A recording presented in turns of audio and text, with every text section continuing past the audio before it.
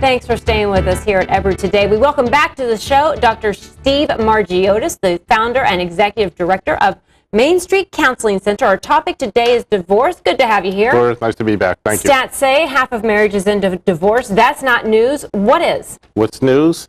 This month and this season, more divorces and separations occur than any other time of the year. Why? What makes June so special? The assumption is that it's going to be easier on children in June and during the summertime, but there's really no good time for a marital breakup and for a family breakup. All right, well, let's talk a little bit about this, the effect of kids. A lot of people stay in a bad marriage because of the kids, for the sake of the kids. Good or bad? For the most part, it really is good. Even if it's a bad marriage? Short of violence,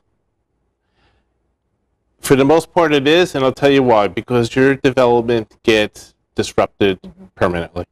It has such an impact. Okay, but if you're in a marriage and there's a lot of arguing going on and the kids hear the tension, they feel the tension, they see the disconnect, where do you know how to draw the line and say, all right, this is not going to work and it's damaging the kids? It's a difficult line. It really is. But I think one of the things that occurs is all that conflict creates a trauma for those children. They lose confidence. Self-esteem plummets.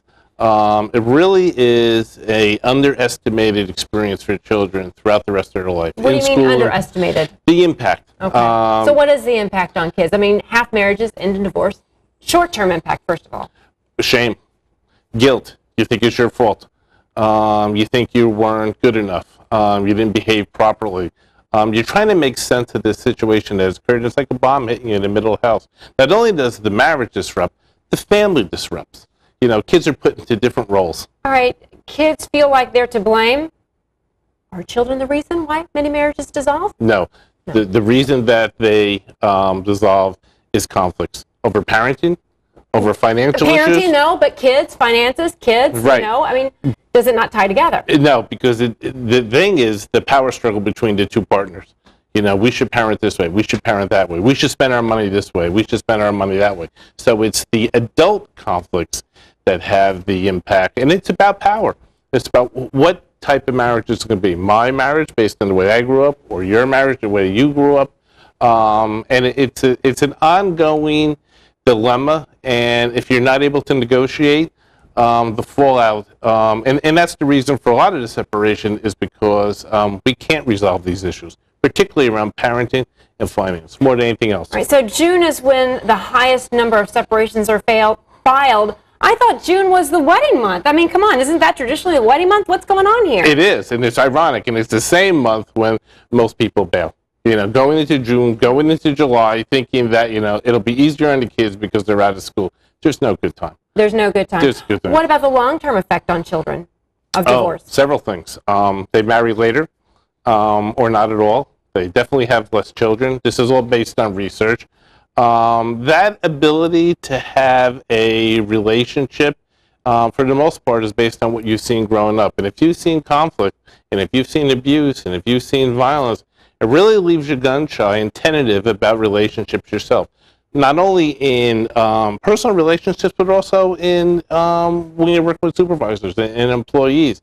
It really leaves a very difficult situation to resolve, and a lot of times you can't. You can't see it. So what happens to the child-parent relationship in a divorce? Well, parenting is spontaneous, okay? And when the parent isn't there, you can't schedule. So visitations, as well as that is, it's very, very difficult. It gets strained. No one's telling you to pick sides, but you do.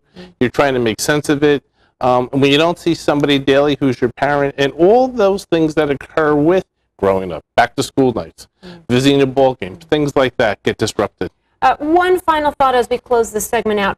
What are some coping skills for children I think if their parents are going through divorce? I think what you have to do is talk about it and have the experience being validated. You know, now that might be on seeing sports stars or movie stars who have been through it, but the myth is it's only happening to me.